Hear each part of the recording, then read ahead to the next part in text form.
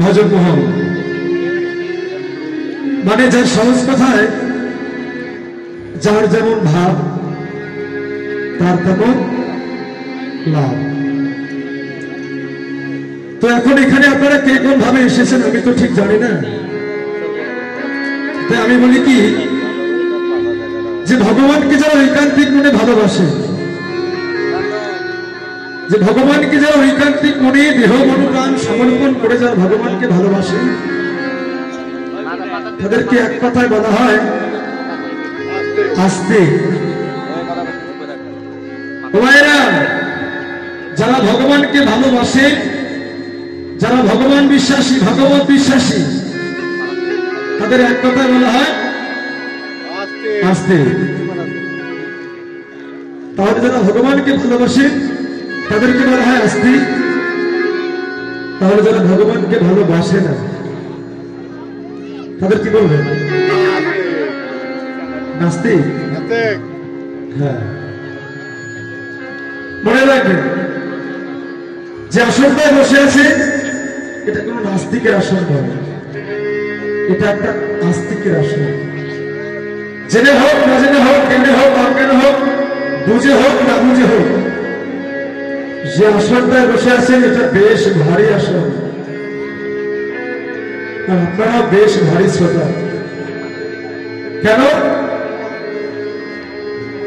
না কলিযুগে প্রণব হয়ে তারপরে সে ভাগে আপনাদের মতো শ্রোতার আসনে বসে শুধুমাত্র 7 দিন ভগবানের গুণকীর্তন শুনে তিনি একজন কিন্তু উদ্ধার হয়ে গেছেন। বলতে পারেন কে? পরীক্ষিত মহারাজ। পাণ্ডব কুমার শিরোমণি তিনি শুধুমাত্র আপনাদের মতো শ্রোতার আসনে বসে শুধুমাত্র 7 দিন ভগবানের গুণকীর্তন শুনে তিনি তাদের জীবনকে উদ্ধার করে গেছেন। আর পরীক্ষিত মহারাজ যে কীর্তনিয়ার মুখে কীর্তন শুনেছেন, মনে রাখবেন সৃষ্টি থেকে শুরু পর্যন্ত ধ্বংস অবধি এই জগতে 2জন কীর্তনিয়া সর্বশ্রেষ্ঠ। আপনারা চাইলে কিন্তু মনে করতে পারবেন না, পারবেন?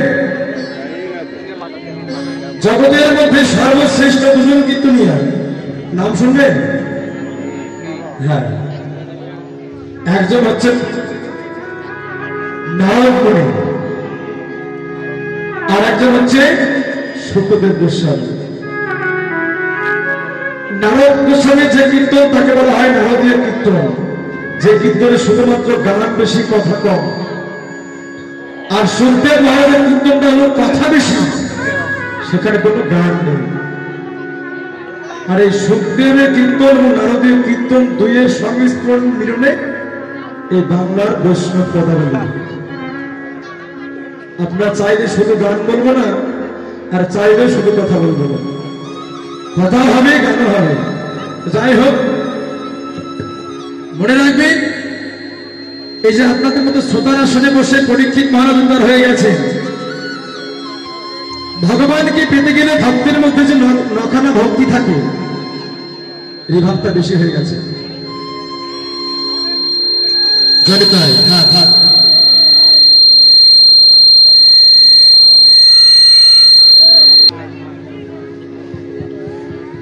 হরে কৃষ্ণ, জনিত হয় রাধে। হ্যাঁ, থাক, হাত দিও না। তাহলে যা বলছিলাম যে ভগবানকে পেতে গেলে যে ভক্তের মধ্যে নখানা ভক্তি থাকে, নববিধা ভক্তি, ভক্ত না হলে কখনো ভক্তি অর্জন হয় না। আর ভক্তি না থাকলে তখন তাকে ভক্ত বলা যায় না। যেমন জগতে ধন থাকলে ধনী, মন থাকলে মানে, জ্ঞান থাকলে জ্ঞানী, ঠিক তেমনি ভক্তি থাকলে কেবল তখন তাকে বলা হবে ভক্ত। তো এখন এখানে আপনাদের ভক্তদের মধ্যে কার কতটুকু ভক্তি আছে সেটা আপনারা নিজেরাই ভালো জানেন। আরেকজন ভালো জানেন, সে হচ্ছে ভগবান। এখন কথাটা হচ্ছে যে সকাল থেকে পরবর্তী সকাল পর্যন্ত অষ্টকালীন ব্যাপী কীর্তন একটার পর একটা পালা হয়ে যাচ্ছে। একটা দুটা দল পরিবর্তন হয়ে যাচ্ছে, একটা দুটা কীর্তন হয়ে যাচ্ছে। আমায়রা তাহলে সর্বপ্রথম জানার বিষয় যে আমরা কীর্তনটা কেন শুনব, নাকি আমরা কীর্তনটা কেন শুনব? আমরা কীর্তনটা কেন শুনবো জানেন? এই কীর্তনটা শুনতে শুনতে এক সময় সোনার কান তৈরি হবে। এই জগতে আমরা যারা গুরু পদস্থিতা বা গুরু পদস্থিতা আমরা যারা আছি,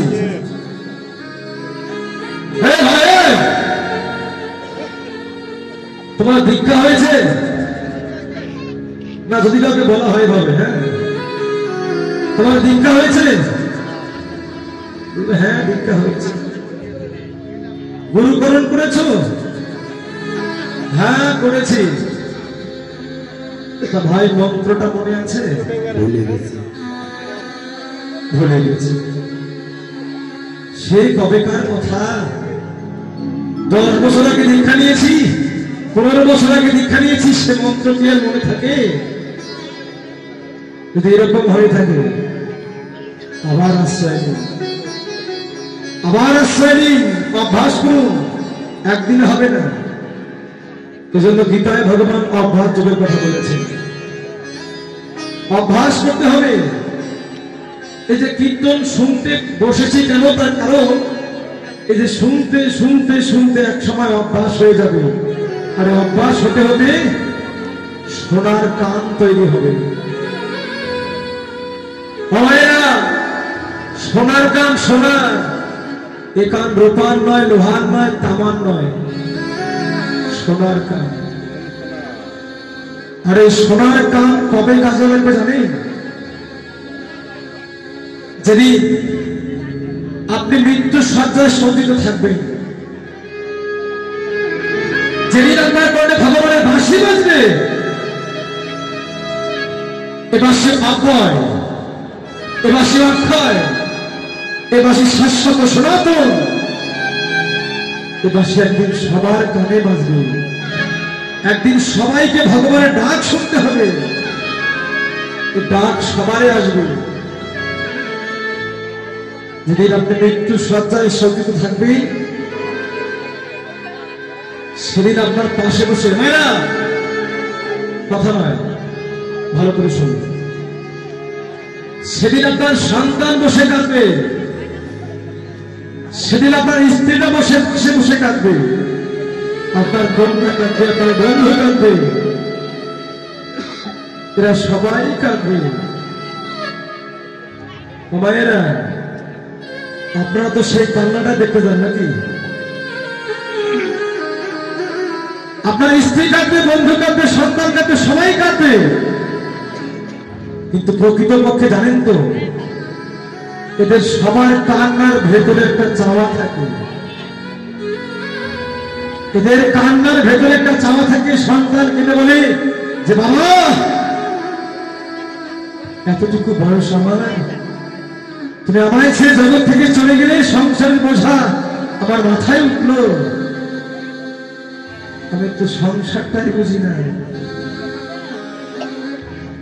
স্ত্রী বসে কাঁদবে একটা বাহানা দেখিয়ে, বন্ধুটা কাঁদবে। এই যে স্ত্রী, পুত্র, বন্ধু, বান্ধব সবার কান্নার কলহল, আপনার চারিদিকে কান্নার কলহল, আপনার কর্ণের চারিদিকে কলহল করবে। কিন্তু সেদিন ভগবানের ডাক শুনতে পারবে। আজকে সেই দিনের জন্য, শুধুমাত্র শেষের দিনের জন্য, যাতে এই মায়াময় জগতের কান্না কারো কানে না আসে, যেন ভগবানের ডাক এই কানে আমরা শুনতে পাই, ভগবানের বাঁশি শুনতে পাই।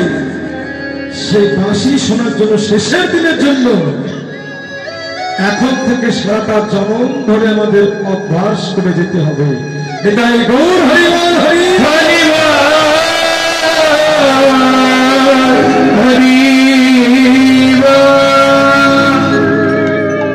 সারাটা জনম অভ্যাস করতে যেতে হবে, একদিনে হবে না।